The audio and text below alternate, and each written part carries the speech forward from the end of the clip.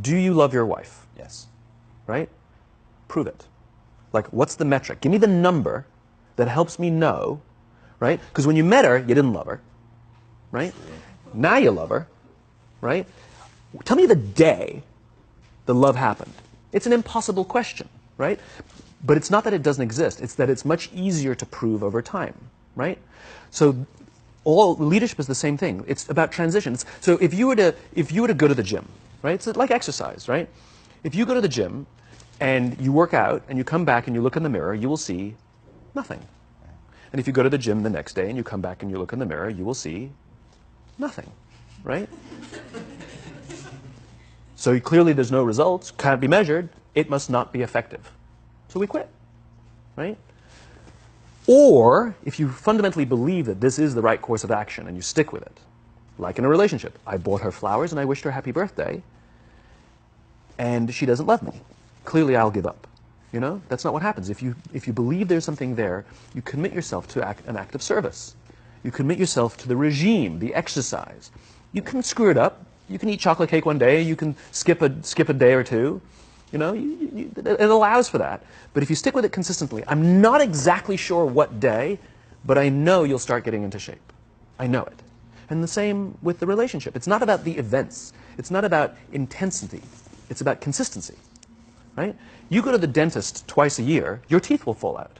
You have to brush your teeth every day for 2 minutes. What does brushing your teeth twice a day for 2 minutes do? Nothing. Unless you do it every day, twice a day for 2 minutes. Right? It's the consistency. Going to the gym for 9 hours does not get you into shape. Working out every day for 20 minutes gets you into shape. So the problem is we treat leadership with intensity. We have a 2-day offsite, we invite a bunch of speakers, we give everybody a certificate. You're a leader, right? Those things are like going to the dentist. They're very important. They're good for reminding us or getting us back on track, learning new lessons. But it's the daily practice of all the monotonous, little, boring things like brushing your teeth that matter the most. She didn't fall in love with you because you remembered her birthday and bought her flowers on Valentine's Day. She fell in love with you because when you woke up in the morning, you said good morning to her before you checked your phone. She fell in love with you because when you went to the fridge to get yourself a drink, you got her one without even asking. She fell in love with you because when you had an amazing day at work and she came home and she had a terrible day at work, you didn't say, yeah, but let me tell you about my day. Right. You sat and listened to her awful day and you didn't say a thing about your amazing day. This is why she fell in love with you. I can't tell you exactly what day, and it was no particular thing you did.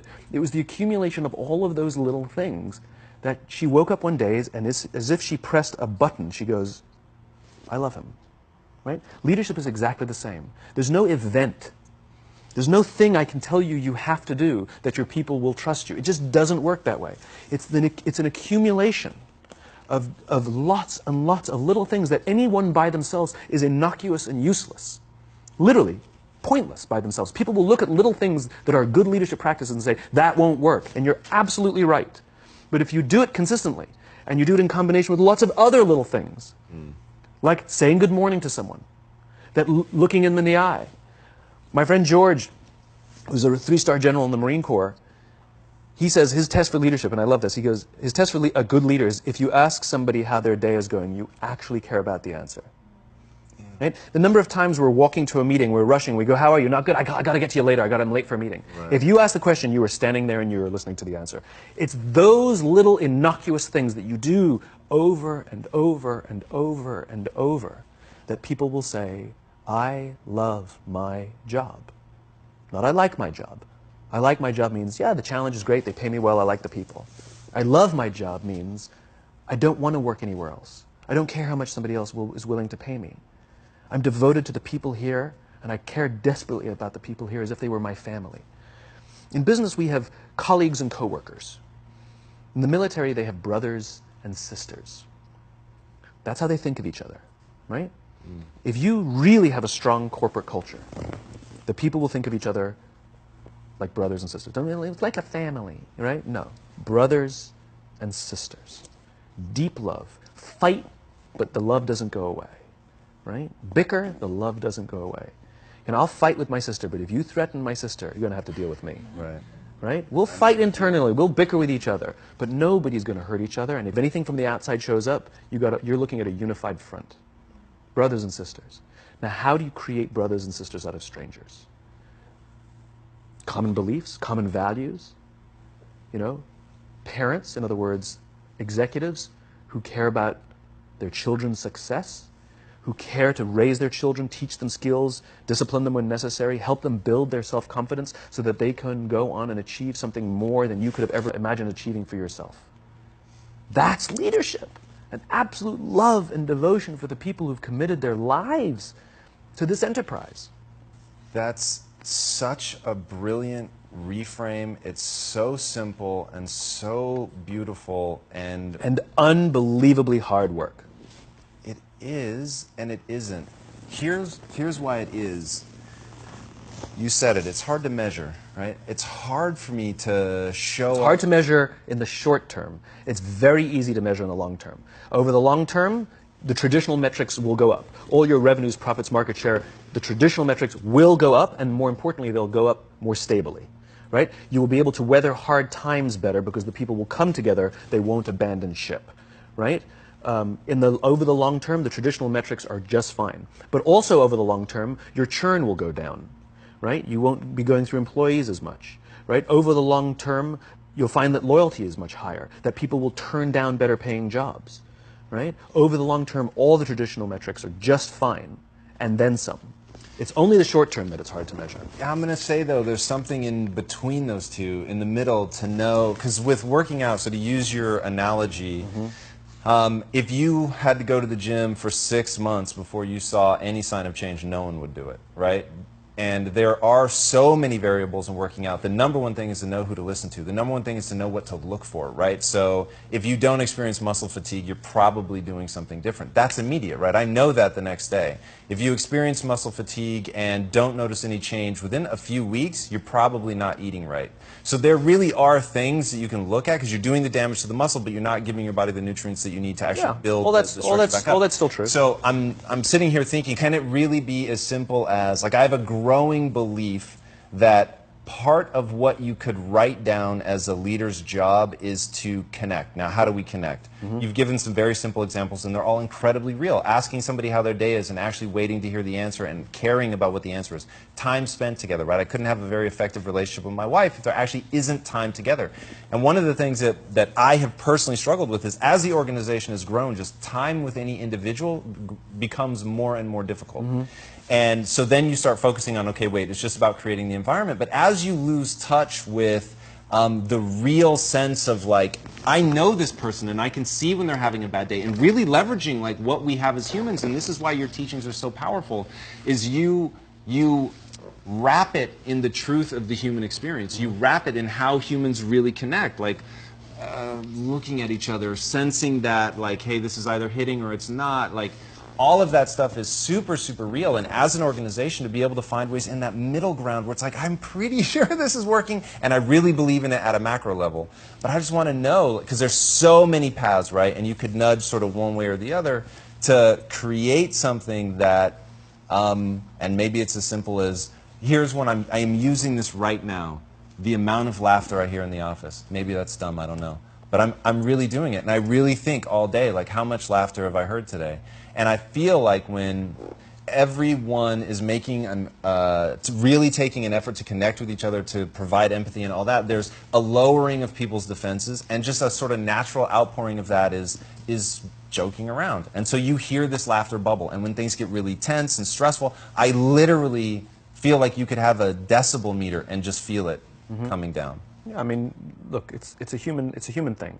So just as you know how your body feels after a good workout, and you know how your body feels after a big greasy meal, you know that one is good for you and one is not, despite what it may taste like. And that's the problem with short-term gains, right? They feel really good in the short term. So we're highly trained social animals. We're highly adapted social animals. We can feel social awkwardness, and we can feel when things are going well. You can sense it. You say you have this sense of laughter, around the office. Like, we don't walk around with blinders. We're like I said, we're made to do this. That's why we can assess if somebody's trustworthy or not. That's why we keep our walls and we're like, oh, yeah, his results are great, but I wouldn't trust him, right? As opposed to letting down your, like, I trust her for anything. I trust her with my kids, my money, anything, you know? So we're highly attuned animals, and so we're good at sensing it. But I will say there is a caveat to your metric of laughter, which is a decent one, is that scale breaks things, right, in human beings. As I said before, we're not made for populations bigger than about 150-ish. It's called Dunbar's number. Robin Dunbar, a professor from Cambridge University, theorized that we cannot maintain more than about 150 close relationships. And the way he defined a close relationship is, if you're at a bar with a bunch of friends and somebody comes in, would you ask that person to join you or not? And it's about 150 that we would ask them to come join us. And if you think about the reason, that actually makes perfect sense, which is there's two limiting factors. One is time. If you only gave 2 minutes to every person you know, you'd make no close friends. And the other one is memory. You just can't remember everybody. And so this is where leadership becomes very, very interesting. Because if you have a company that has a lot of people, 5, 6, 7, 800 people, 1,000, 2,000, 5,000 people, clearly you can't know everyone.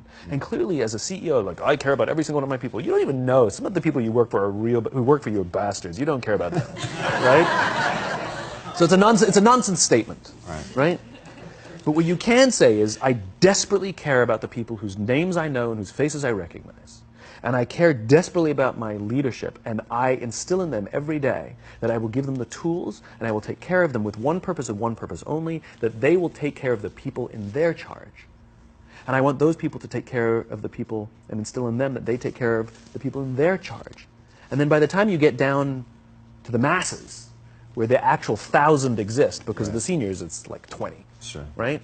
Where the real 1,000 exist, they feel about 100 and 150 of them can look to one of their direct leaders, to one of their direct managers, and say, that person cares about me.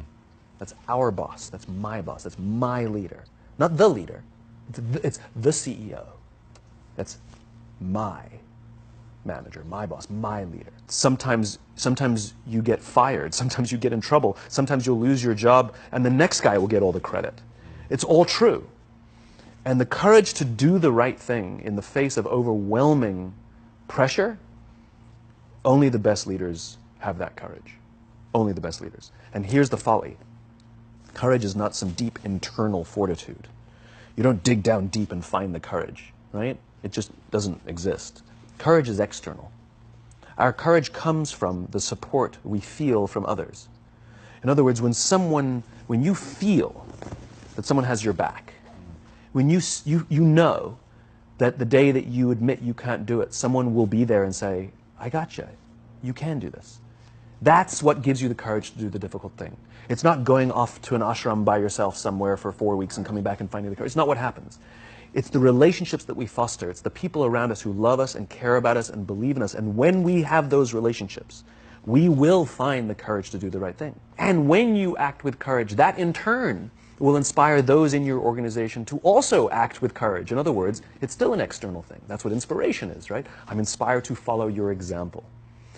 But those relationships that we foster over the course of a lifetime will not only make us into the leaders we need to be and hope we can be, but they'll often save your life. They'll save you from depression. They'll save you from giving up. They'll save you from any matter of negative feelings about your own capabilities, your own future. When someone just says, I love you, and I will follow you no matter what.